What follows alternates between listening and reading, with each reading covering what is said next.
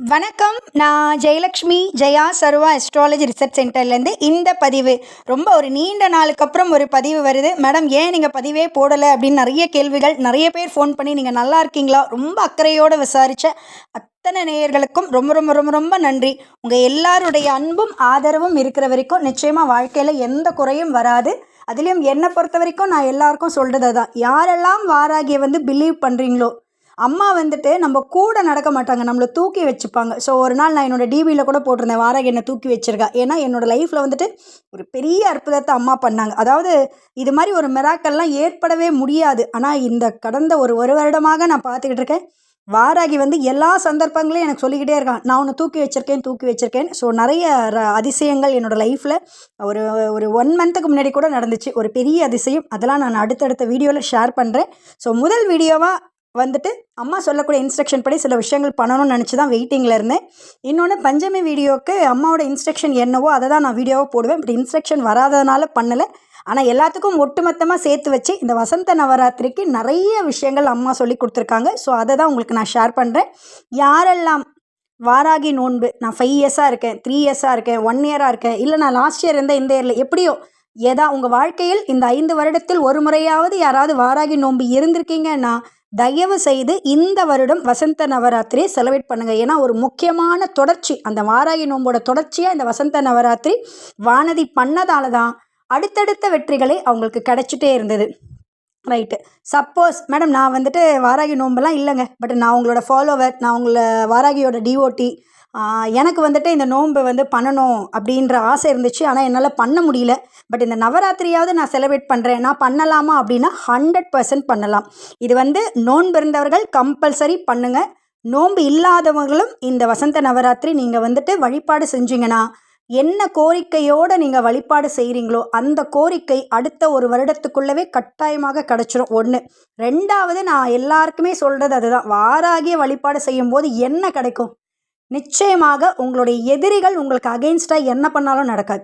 அது எப்படியாப்பட்ட ஒரு பிளாக் மேஜிக் அவங்க பண்ணாலும் சரி, இல்லை எவ்வளோ பெரிய ஆள்கிட்ட போயிட்டு அவங்களுடைய பணத்திமிரையோ இல்லை அதிகாரத்தையோ பிரயோகம் பண்ணால் கூட அது அம்மா அப்படியே தவிடு பொடியாக்கிடுவா. ஏன்னா வாராகியை பொறுத்தளவுக்கு ஒன்று தான், வாராகிய வழிபாடு செய்யும் பொழுது அவங்களுக்கு எதிரிகளால் வரக்கூடிய தொல்லைகள் வரவே வராது. இன்னொன்று பல சமயங்களில் என் லைஃப்பில்னு நான் ஸ்பெசிஃபிக்காக சொல்லலை, நான் இது வரைக்கும் என்னோட நிறைய கிளைண்ட்டுக்கிட்ட நான் ப்ராக்டிக்கலாக பார்த்த விஷயம், யாரெல்லாம் எதிரியாக இருக்காங்களோ அவங்க சரண்டர் ஆகிடுறாங்க. ஒன்று இவங்க பாதையை விட்டு விலகிடுறாங்க, இல்லை அவங்க திருந்தி மன்னிப்பு கேட்டு க்ளோஸ் ஆகிடுறாங்க. ஏன்னா அந்த மனசை மாற்றக்கூடிய அற்புதத்தை பண்ணக்கூடிய ஒரு தெய்வம் யாருன்னா வாராகி.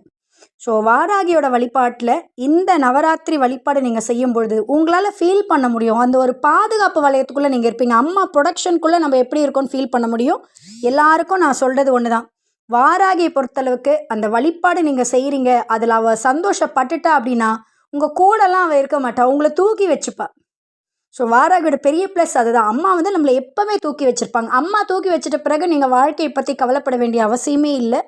இந்த வசந்த நவராத்திரி வழிபாடு என்னைக்கு ஆரம்பிக்க போகுது அப்படின்னா 19/3/2026 27/3/2026 கரெக்டாக ஒரு 9 நாள் பூஜை தான் பண்ண போகிறோம். நம்ம பிரித்து பண்ண போகிறோம். அதுலேயும் முக்கியமான விஷயம் என்னென்னா, அதாவது 8வது நாள் பார்த்தீங்கன்னா அஷ்டமி, அதுவும் துர்கா அஷ்டமி. அது ஸோ சத்ரு சம்ஹாரத்துக்கான ஒரு முக்கியமான ஒரு நாள். அந்த நாளில் தான் இந்த வழிபாடு. ஸோ வெற்றி கிடைக்கணுன்னாலே எதிரியை நான் ஜெயிக்கணும். ஸோ அதனால தான் துர்கா அஷ்டமி வழிபாடு 5 வருட நோன்புக்கு அப்புறம் அவங்க ஃபாலோ பண்ணியிருக்காங்க. அடுத்தது 9வது நாள் எல்லாருக்குமே தெரியும், ராமரோட பிறந்த நாள், ராம நவமி. ஸோ ராமர் வழிபாடுனாலே ஜெயம் தான். ஸோ ஸ்ரீராம ஜெயம் எழுதினாலே நமக்கு ஜெயம் கிடச்சிரும்.